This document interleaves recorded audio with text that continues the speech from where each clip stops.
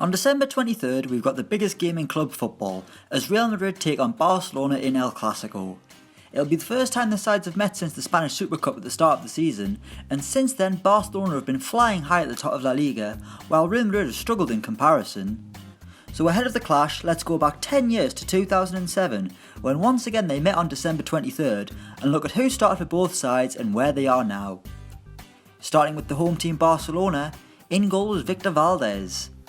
Handy with his feet, Valdés would eventually leave Barcelona in 2014, and in January 2015 he signed a deal with Manchester United, where his Premier League career was nothing memorable. Valdés' time at Old Trafford was a bust, eventually going on loan to Standard Liège. Then in 2016 he joined Middlesbrough for a year, suffering relegation and then retiring. In defence was Carlos Puyol. A one-club man, Carlos Puyol won it all with Barcelona and Spain, retiring in 2014 after almost 600 appearances for the club. Puyol initially remained with the club, being named assistant to the director of football, but he resigned in January 2015. Most recently, he did his best to wipe out Phil Neville in a charity six-a-side tournament and was attacked by a sex toy. Both incidents were unrelated. Next up we've got Rafael Marquez. At 38 years old, you'll be surprised to know that Rafael Marquez is still playing, unless you're from Mexico, currently plying his trade for Atlas. The defender left the new camp in 2010, going on to play for New York Red Bulls, Club Leon and Hellas Verona before returning to his first club, Atlas. Also in defence was Gabriel Milito. Brother of striker Diego, Gabriel Milito spent 4 seasons with Barcelona before heading back to Independiente in 2011 where he ended his playing career. Milito is now in management but has only worked in South America, currently in charge of O'Higgins, who definitely sound Irish. The final defender was Eric Abidal. A Barcelona player for 6 years, Eric Abidal is sadly best known for suffering from a liver disease during his career, undergoing a transplant before remarkably returning to the game.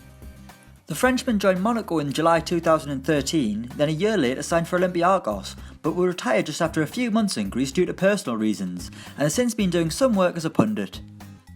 In midfield was Deco. The little Portuguese international was a wizard in possession, and left Barcelona in 2008 to join Chelsea. After 2 years at the bridge he signed for Fluminense, retiring in 2012. Nowadays Deco does charity work as well as appearing in various Legends games alongside a lot of his past teammates. Next up we've got Xavi. A Barcelona legend, the past master has done it all during his career, spending the majority of his days with Barcelona where he was involved in multiple incredible sides.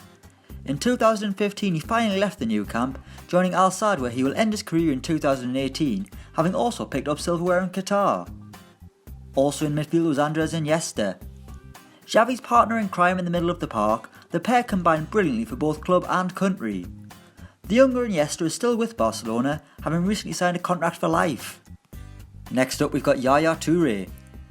The big Ivorian joined Manchester City in 2010 as they looked to become a force in the Premier League, and Touré had some stellar years at the Etihad, scoring some stunning goals, despite not providing the energy off the ball that some managers would demand. Since Guardiola arrived, minutes have been limited for Touré, but he remains with the club at 34 years old. Next we've got Ronaldinho. One of the finest players of his generation, this was Ronaldinho's final season with Barcelona, signing for AC Milan in 2008. The Brazilian also played for Flamengo, Atlético Mineiro, Querétaro and Fluminense, leaving the latter just 2 months after joining. Nowadays he embarrasses people in charity games, working with the likes of UNICEF, and is also a Barcelona ambassador. And finally we've got Samuel Eto'o. A man who played for both sides of the El Clásico derby, Sami Eto'o joined Inter Milan in 2009 where he enjoyed even more success, with Zlatan Ibrahimovic going the other way. The Cameroon legend would then go on to play for Anzi Makachkala, Chelsea, Everton, Sampdoria and now Antalyaspor, where he still is at the age of 36. So that's the Barcelona 11, let's now look at who played for Los Blancos on that day in 2007. In goal for Madrid was Iker Casillas. We know all about Iker Casillas' fall from Real Madrid grace, becoming second choice keeper under Jose Mourinho in late 2012. The goalkeeping legend eventually left the Bernabeu in tears, joining Porto in 2015, where he still is at the age of 36. In defence was Sergio Ramos.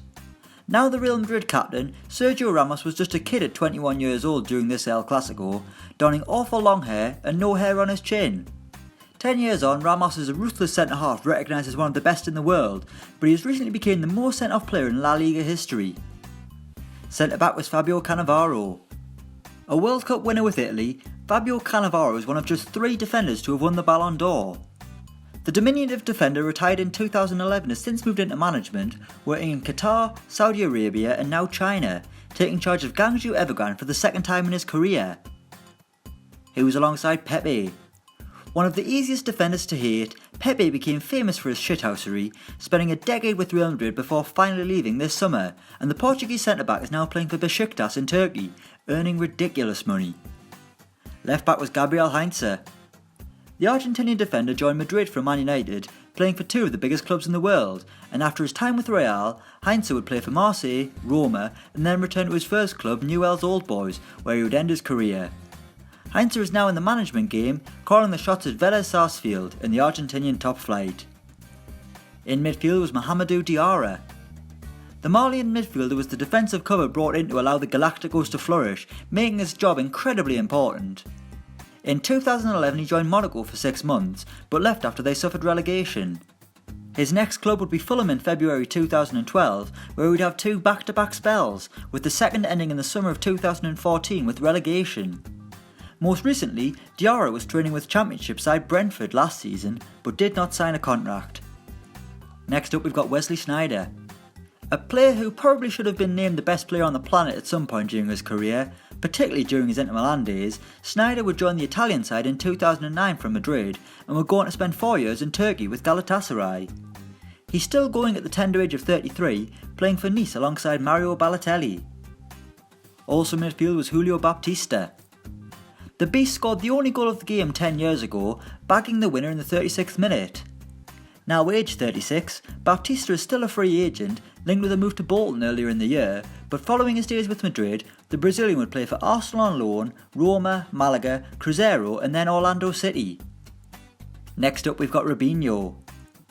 In November 2017, Robinho was sentenced to 9 years in prison by an Italian court, convicted of sexual assault. Moving on. Up front we've got Ruud van Nistelrooy. The Dutch forward spent 4 years at the Bernabeu, in which he scored 64 goals in 96 appearances, rarely appearing during his final 2 years due to injury. Before retiring, Van Nistelrooy played for Hamburg and Malaga, calling it a day in 2012. Now aged 41, Van Nistelrooy has worked with the Netherlands as a coach, and is back with PSV working with the young strikers at the club. And finally we've got Raúl. A Real Madrid legend, Raúl is one of the club's greatest ever players, scoring more than 300 goals during his 16 years with the club. Raúl would join Schalke in 2010 and then go on to play for Al Sadd and New York Cosmos before retiring in 2015, and he is now the global ambassador for La Liga. Famous for wearing the number 7 shirt at Madrid, Raúl recently endorsed Cristiano Ronaldo as the club's greatest ever number 7. High praise indeed.